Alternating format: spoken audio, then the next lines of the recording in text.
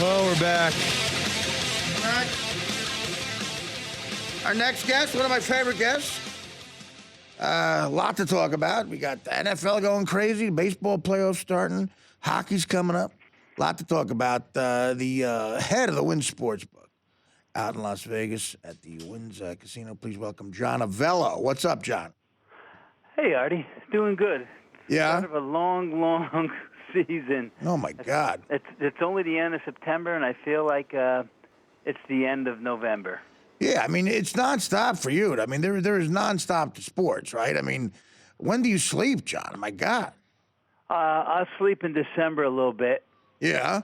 Right after Honestly, but then stuff's amping up in December, too. It's crazy. right after the Army-Navy game, I'll get a little sleep.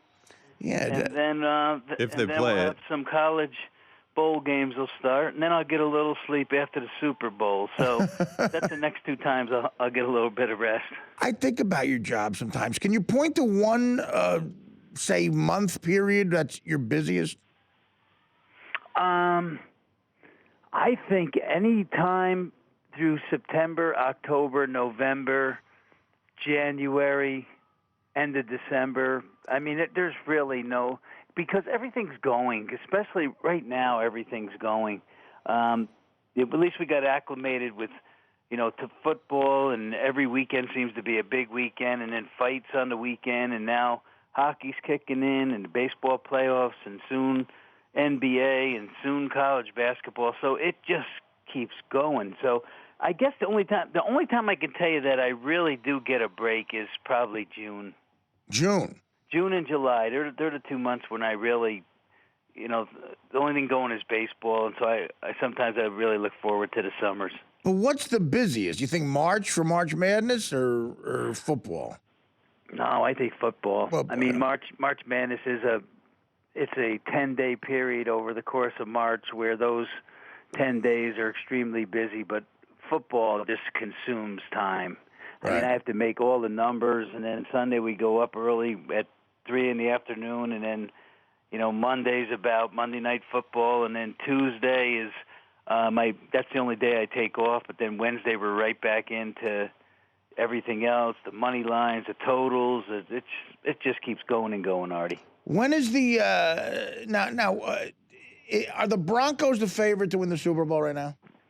Yes, they are. Is Peyton Manning playing so well that the odds actually change every week?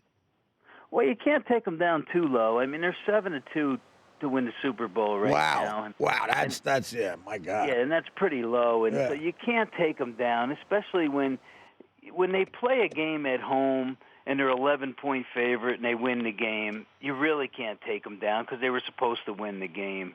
They're going to play Jacksonville here shortly. Right. What's the line for that one? Week 6, they played the Jaguars, Yeah, who are averaging 7.8 I'm going to points a game. say 68. They're 68 points. I mean, my God. No, the biggest, 27 points was the biggest spread ever. Right? Is that right, John? I would say so. Was it going back with New England Buffalo? It was the Pittsburgh Steelers, Tampa Bay Buccaneers, one of those years, I remember 1976. New England Buffalo was a pretty big one too, right around 25 or so. Yeah, this was probably gonna be 27. around that area. I think this is going to be around a 26 or so. 20. I don't think it's going to quite be 28, but it's not going to be far from that. Are the Jaguars the worst team you've ever seen? They really are. Mm-hmm. Could a college team beat them? No. No. A college team cannot. I was asked that question. If Alabama played at home against Jacksonville, what would the spread be? And I said it would probably be Jacksonville around 10. And that, that's really low for a pro team. It is. My God. The worst pro team in Recent memory, professional for sure. football could always beat the best college team easily. But Yeah. Jacksonville has just got so many problems. They got a quarterback that's incompetent with Gabbert. I mean, they're just fishing around trying different guys. And so they're going to be pressed to get a win this year, I can tell you that, because it's scoring 7 points a game is just not going to do it. I asked that as a total joke. What an insult. 10 points. I mean, as an insult to a pro team. Well, the '08 Lions. Are the '08 Lions as bad? No, they're not. Wow. That team had a rough time winning a road game, remember? Right. This team just going to have a rough time winning a game. Man. I mean, they're just they just don't have anything to look forward to. That's the problem with them. Nothing. Well, they have the draft. Whatsoever. They have the draft to look forward to. Yeah, there you go. Maybe another quarterback. Maybe Teddy Bridgewater. You know, that's going to be. Here's the thing: when you talk about college teams playing NFL teams, even though the Jaguars are terrible, there is such a big difference between a college kid. That's men and kids. And an NFL man. Yeah, it's men and kids. Yeah. Man strength. There's something to it. It's No legit. doubt. And those college, it would be abusive to put a college team, even the best team in the land, And on the the field with offensive those line guys. of the worst pro team is, just overwhelming to a college team. They would destroy them. Where would you set the line if tomorrow at noon, the Patriots play the Broncos? What would you set the line at? And it's a neutral field? Yeah. I make the Broncos probably over a touchdown. Wow. So Probably yeah. 8. Okay. Yeah, I mean the Broncos can score. Artie. I mean, the Patriots right now are 4-0, and it's kind of a soft 4-0, but it's an impressive 4-0 in one way. They're winning games. I mean, they're winning games exactly with not a lot of talent on the offensive side. They lost a lot of players, and they just seem to fill those spots. To me, it's just incredible the job that coaching staff does. Right. Interesting. Well, I tell you, it's always fun. Some people say it's kind of boring when one team might be capable of blowing everybody out, but I like seeing a special team every once in a while. Me too. As a Giant fan, I got 2 rings in the last 5 or 6 years. I'm satisfied. I don't really care about the Broncos either way. It's not a team I hate. I like Peyton Manning. I can't wait to root for the guy, to tell you the truth. I'd like to see him go nuts. I think the Broncos right now, a lot of people are just penciling them in, and the same goes for the Seahawks. But things have a way of changing towards the end of the season. Right. There's going to be some teams. I think the Saints are a legitimate team. I'll say. I think they can score.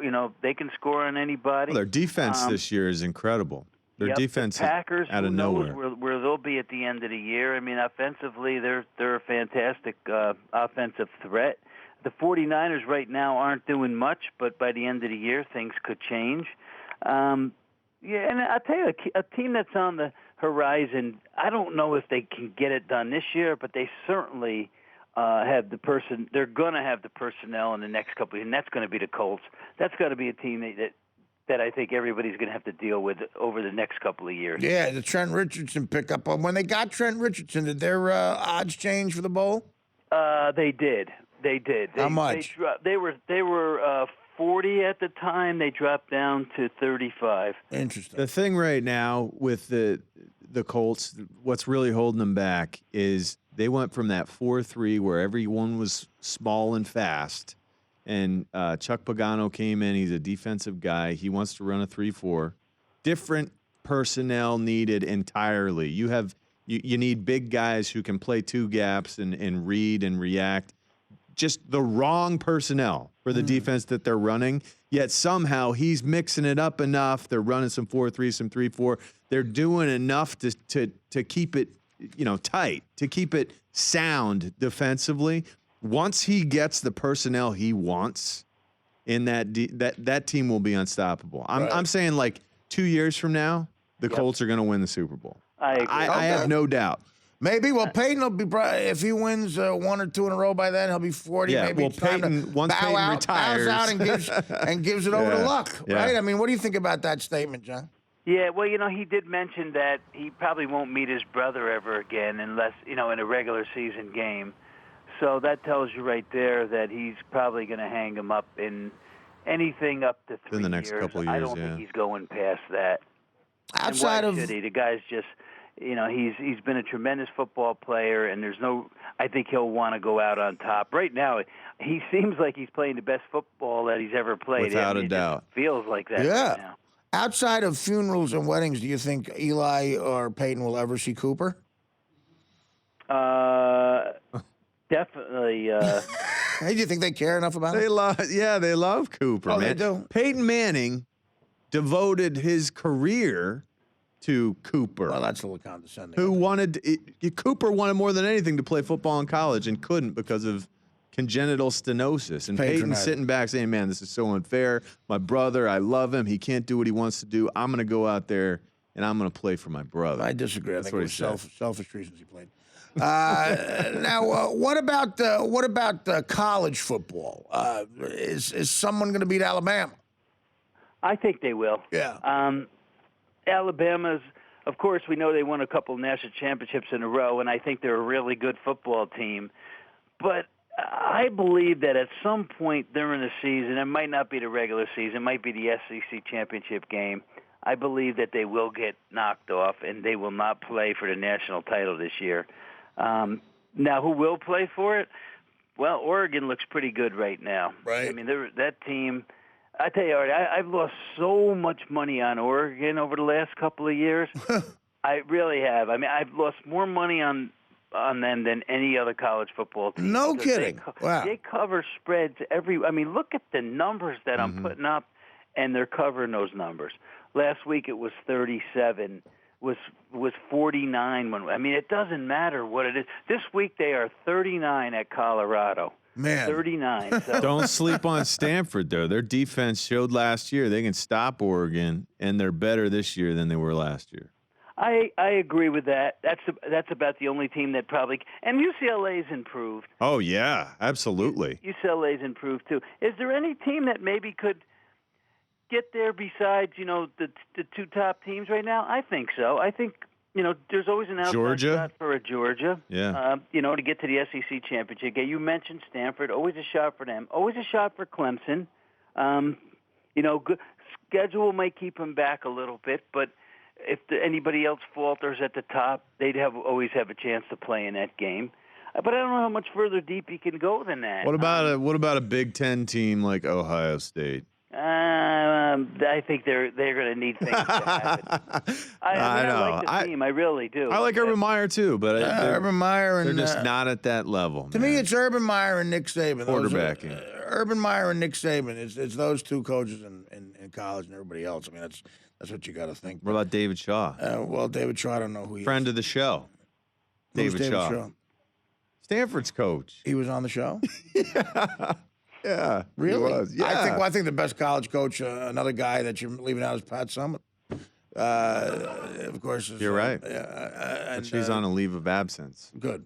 I tell you guys, the big job that's going to be open up, that's going to be that Texas job. Yeah. That's probably the number one job in football. And Yeah. I don't know who's going to get it. There's a lot of names thrown out there. And Who are they throwing out? It's a What legendary names? program. Good program. Got a break, but.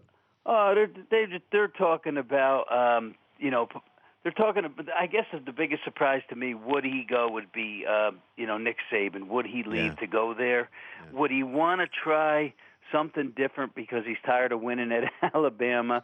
Would he want to go there and make $7 or $8 million? I guess that'd be the carrot that you can dangle in front of him. But I don't know. It's awful hard to leave a winning program like Alabama. But who knows? Maybe he's getting tired of winning down there. John, we got a roll. Thank you so much for coming on. Always entertaining, and please come back soon, brother.